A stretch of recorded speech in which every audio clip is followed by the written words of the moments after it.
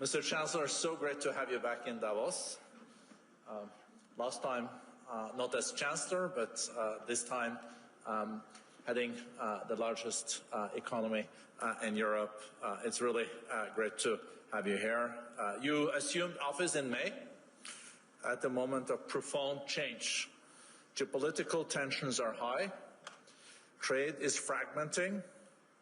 Security has become an urgent priority, and technological change is reshaping our economies at remarkable speed. Europe must respond to these challenges, and Germany, as Europe's economic engine, carries a particular responsibility, shaping the continent's future. I know after your speech here, you will be going to Brussels in another meeting, but as you saw also, Mr. Chancellor, things do happen in Davos, there are processes, and I guess the discussions around Greenland is going to be a little bit easier this evening in Brussels. Since taking office, you have sent important signals. A shift in fiscal policy, significant investments in defense and infrastructure, and a more active German role on the international stage. As Mario Draghi has warned, without bold action, Europe risks a slow agony. This moment, therefore, calls for leadership that provides clarity, confidence, and resolve. We very much look forward to your speech, and thank you for your very important leadership in challenging times for Europe and Germany.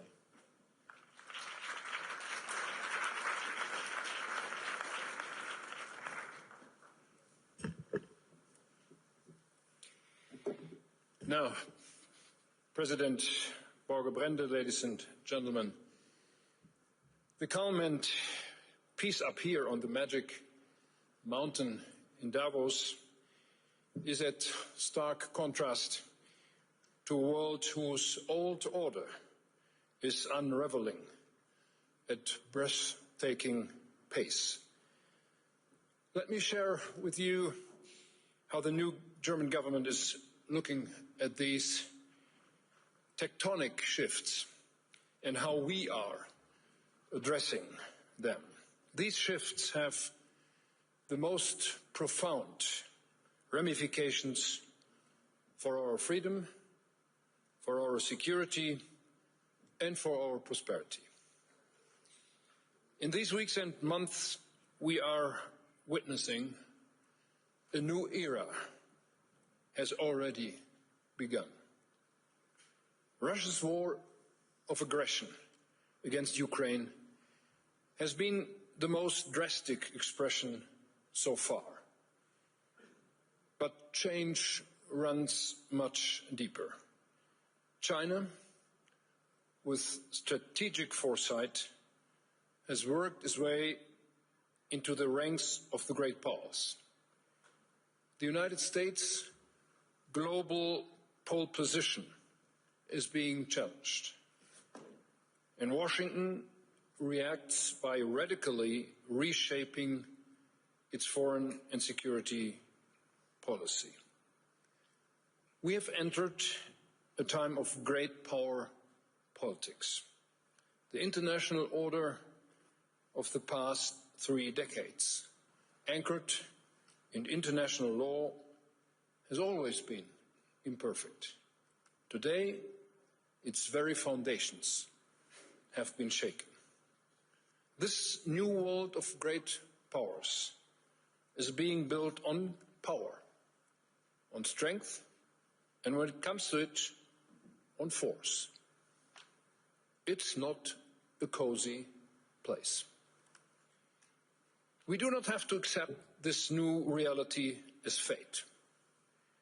We are not at the mercy of this new world order. We do have a choice. We can shape the future.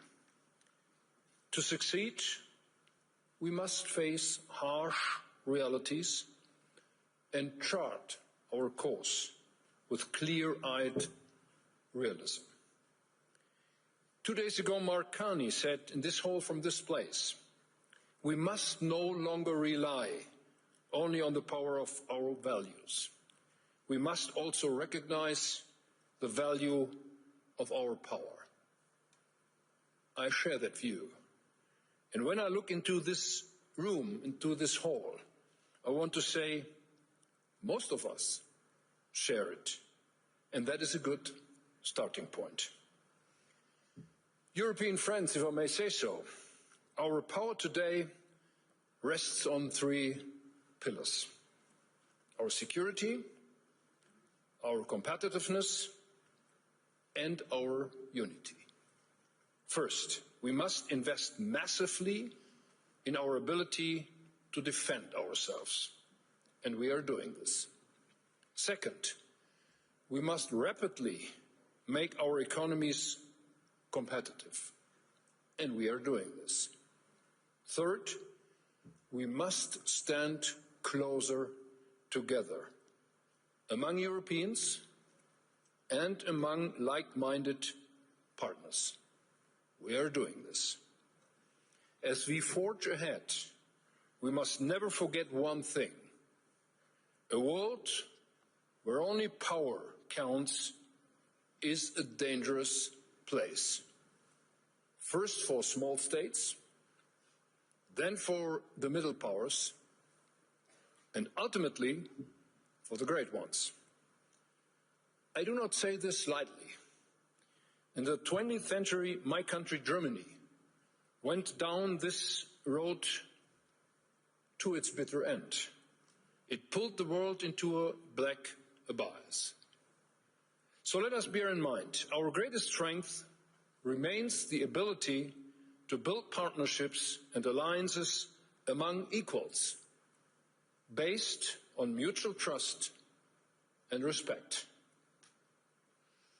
I remind you, after 1945, the United States of America inspired us Germans to embrace this logic. On this foundation, NATO became the strongest alliance in history. This is why we hold true this idea. Now, in recent days, the United States administration has vehemently demanded greater influence in Greenland. Washington has argued that this is an imperative to counter security threats in the High North. We welcome that the United States is taking the threat posed by Russia in the Arctic seriously. This threat is itself an expression of great power rivalry. It is aimed both at Europe and the United States. We experience it daily in hybrid attacks in the Baltic Sea and in Russia's winter war against the people of Ukraine. We share the conviction that as European NATO allies, we must do more to secure the High North as NATO. This is a common transatlantic interest. Germany is doing just that. We are doing it in the framework of NATO, and we will do more. Our neighbors and partners in Europe, including Denmark and the people of Greenland, can count on our solidarity. We will protect Denmark, Greenland, the North, from the threat posed by Russia. We will uphold the principles on which the transatlantic partnership is founded, namely sovereignty and territorial integrity. We support talks between Denmark, Greenland, the United States on the basis of these principles. I have discussed this with President Trump, Prime Minister Frederiksen, Secretary General Mark Rutte, and others in these days. The aim of these talks is to agree for closer cooperation amongst allies in the High North and beyond. It is good news that we are making steps into that right direction. I welcome President Trump's remarks from last night. This is the right way to go. This is the right way because any threat to acquire European territory by force would be unacceptable. And, ladies and gentlemen, new tariffs would also undermine the foundations of transatlantic relations. If they are put in place, Europe's answer would be united, calm, measured and firm. As we proceed, we are guided by a clear compass. Firstly, in the new age of great powers, Europe must stand together resolutely and sovereignly. And secondly, we should not give up on NATO. At the historic NATO summit in The Hague last June, we created the material prerequisites for this. Europe will invest hundreds of billions of euros in its security. It was a remarkable transatlantic success. Now we must repair the trust on which the alliance is built. Europe knows how precious it is. We feel deeply that it can be the United States' strongest competitive advantage in an age of great powers. Democracies do not have subordinates. They have allies, partners and trusted friends. Let me paraphrase this in German in a few words. Wir haben die Schwelle hinein in eine neue Welt der Großmächte überschritten. In dieser Welt weht ein rauer Wind. Diese Welt wird uns Härten und Gefahren zumuten. Das spüren Sie, das spüren wir alle. Machen wir uns aber auch bitte klar, dieser Welt sind wir nicht ausgeliefert. Wir können sie gestalten. Lassen Sie uns deshalb besonnen, schöpferisch und mutig zugleich auf unsere eigenen Stärken setzen. Und genau das tun wir. Wir investieren massiv in die eigene Sicherheit. Wir machen unsere Wirtschaft wieder wettbewerbsfähig. Und wir halten in Europa zusammen. Das wird uns helfen, den Zumutungen dieser neuen Zeit besser zu trotzen. Vor allem wird es uns neue Türen öffnen und neue Chancen ermöglichen. Für unsere Souveränität werden wir mit Festigkeit eintreten. Und unsere Nachbarn in Europa können sich auf unsere Solidarität verlassen. Lassen Sie uns bitte auch bei allem Frust und Ärger der letzten Monate die transatlantische Partnerschaft nicht voreilig abschreiben. Und das ist kein wohlfeiler Verweis auf das Prinzip Hoffnung. Nein, wir Europäer, wir Deutsche wissen, wie kostbar das Vertrauen ist, auf dem die NATO fußt. Im Zeitalter der Großmächte werden auch die USA auf dieses Vertrauen angewiesen sein. Es ist ihr und unser entscheidender Wettbewerbsvorteil. Ich sage es auf Deutsch. Autokratien mögen Untertanen haben. Demokratien haben Partner und verlässliche Freunde. An diesem Satz wollen wir uns orientieren. Wir werden hartnäckig dafür arbeiten, dass dies nicht in Vergessenheit gerät. Under my leadership, ladies and gentlemen, the new German government set two goals. First, Germany has to regain economic strength. Second, we want to make Europe a key player again in global politics, economically, and particularly in defense. We need to be able to defend ourselves, and we need to do so fast. These goals are complementary.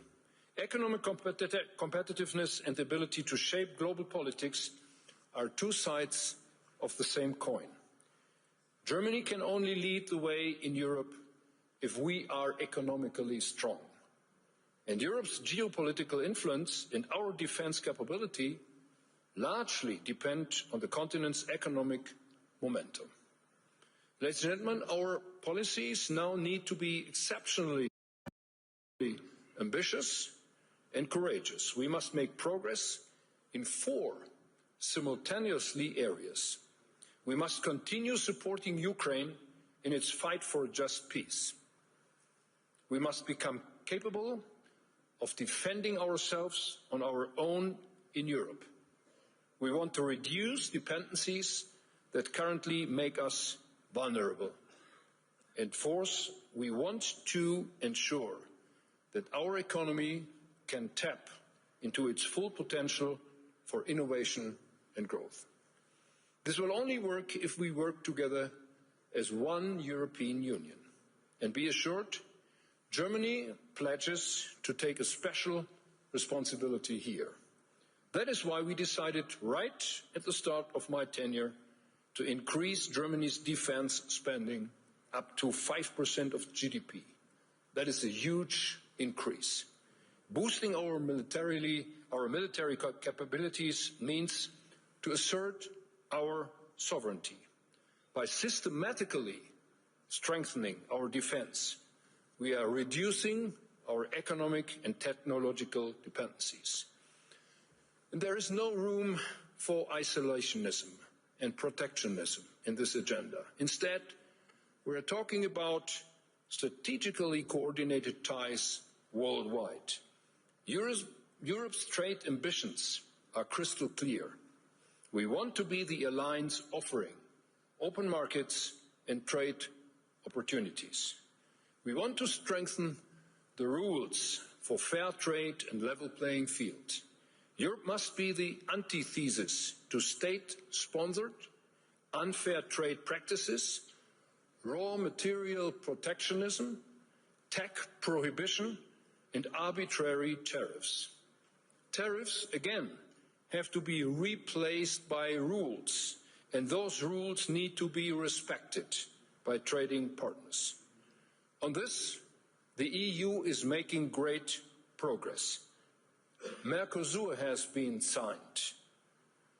And by the way, I deeply regret that the European Parliament has put another obstacle in our way yesterday. But rest assured, we will not be stopped. The Mercosur deal is fair and balanced. There is no alternative to it if we want to have higher growth in Europe. And most likely, this agreement will provisionally be put in place. In a few days' time, the President of the European Commission will travel to India to establish the principles of a free trade agreement between the subcontinent and the European Union. I was in India a week ago, and I have no doubt whatsoever that the era of great powers presents an opportunity for all of us and for all countries that favor regulations above arbitrary rule and see greater benefit in free trade than in protectionism and isolationism. And Europe is joining forces with new partners, as you do see in our efforts to finalize trade agreements with Mexico and Indonesia. In order to make best use of these new partnerships, we need to put our house in order at home. We are aware of those problems. Both Germany and Europe have wasted incredible potential for growth in recent years by dragging feet on reforms and unnecessarily and excessively curtailing entrepreneurial freedoms and personal responsibility. We are going to change that now. Security and predictability take precedence over excessive regulation and misplaced perfection. We must reduce bureaucracy substantially in Europe. The single market was once created to form the most competitive economic area in the world, but instead we have become the world champion of over-regulation. That has to end. I have therefore mobilized EU leaders to convene for a special summit on February 12th, at which we intend to set the course. Giorgia Meloni and myself, we have formulated a set of proposals we would like to see addressed. Amongst them are some new ideas. We propose an emergency break for bureaucracy, discontinuity for legislative work, a modernized EU budget putting competitiveness center stage. We want to have a fast, dynamic Europe and a service-oriented administration. I will insist that rapid progress be made, including on the Capital Markets Union. We cannot allow our European champions to continue being dependent on capital markets outside Europe. Instead, they should be able to grow in Europe, they should be able to be financed in Europe, and they should be able to go public in Europe. At home, we are making Germany competitiveness again as a place for business and investment both, in industry and our many small and medium-sized enterprises. Let me tell you, the so-called Mittelstand in Germany has to be reckoned with. We are providing more targeted support to innovators, removing obstacles from their path and making it easier for them to access capital markets. We have reduced energy costs. The focus for our electricity supply is on a combination of renewable energies, storage and modern gas power plants. In the coming years, you will see massive investments in state-of-the-art power plants, power lines and heat supply. We will speed up efforts to expand and modernize infrastructure. 500 billion euro have been made available for this purpose. At the heart of our efforts lies digital transformation. Artificial intelligence requires industrial scale. Germany has one of the world's largest pools of industrial data. That is just one reason why we are investing in high-performance AI, gigafactories, speeding up the expansion of data centers, and creating the digital infrastructure for a competitive AI economy in Germany. Our research and technology policy is guided by a new high-tech agenda. We are global leaders in so many areas of cutting-edge research. We want to ensure that innovation gets to market more consistently, building industries of the future. And whoever wants to invest in the future, let me be clear, you will find a very strong partner in Germany. We want to be a leading investment location for global capital. Our policy is to mobilize private sector investments in infrastructure, high-tech and industrial transformation with clear rules, strong institutions and long-term reliability. Now, ladies and gentlemen, let the headlines of the day not confuse you. I urge you, look at the bigger picture. The world around us is changing at unprecedented pace. The direction it takes must worry us. A world of great powers is a new reality. Europe has gotten the message. Germany has as well gotten the message. We must and will live up to these challenges. My government will do its homework and pursue an ambitious reform agenda revolving around security, competitiveness and European unity. Let us be inspired by what is maybe the most important lesson of enlightenment. Our fate is in our hands. It is in our responsibility and our freedom to shape it. This historic task lies ahead of us. Germany wants to play a key role in mastering it. Many thanks for your attention.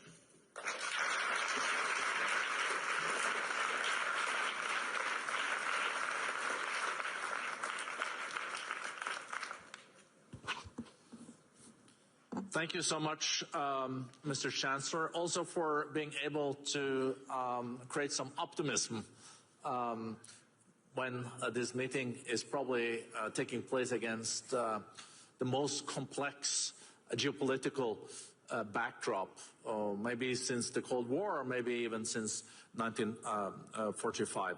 Let's start with the economic agenda. You said that Europe is world a leader in our regulation. And I know that you have started reforms with your coalition. I think you have the finance minister also on the first row. But how are you going to have Europe walk the talk. The Draghi report came last year. There was a lot of momentum, but how much of the Draghi report has now been implemented? 400 pages, the report. How to make this happen? And you mentioned the decision in the European Parliament last night, for example. Now, many thanks for this important question. We have two reports on the table. The one is Mario Draghi's report on competitiveness. And the second one is Enrico Letta with his report on the completion of the internal market. So we will see them both when we have our extraordinary meeting of the European Council in Belgium on February 12th.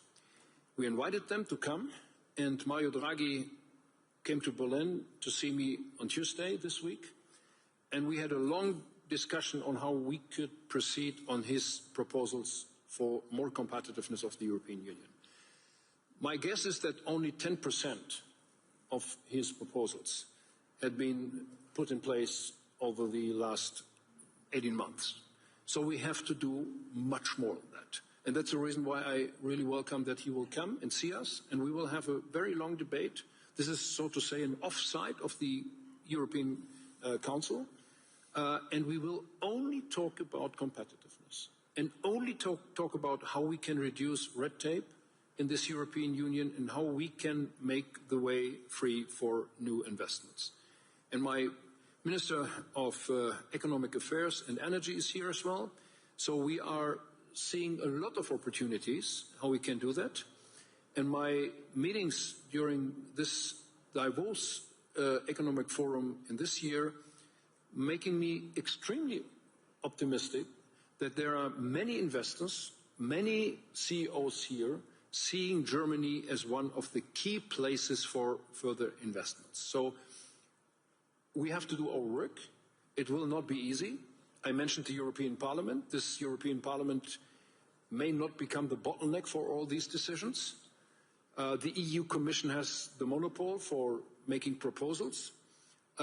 This is not easy. The European Union was never easy, but it's the best answer to what we can do on the European continent in this changing world. And my optimism is even bigger after having seen so many people here around the World Economic Forum in Davos this year than it was when I came in yesterday.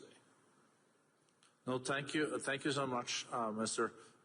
Chancellor. I have been saying in some speeches also before Davos that one should not underestimate the industrial knowledge in Germany. So if you produce something and manufacture, you can also then pivot to something else as long as you know how to do industry. But last year, German economy grew again after 2 years of recession, 0.2%. I guess that's a little bit anemic to your taste. So what are you doing to make sure that you will see stronger numbers? Well, 0.2% is unsatisfactory for an economy like Germany. The foresight for 2026 has been a little bit improved by the IMF in these days, up to 1.1, and 2027 up to 1.5. But that is still relying on our investments on infrastructure financed by additional debt. So this is something we are seeing as a sort of momentum, publicly financed, but not an upswing which is constantly looking into the future.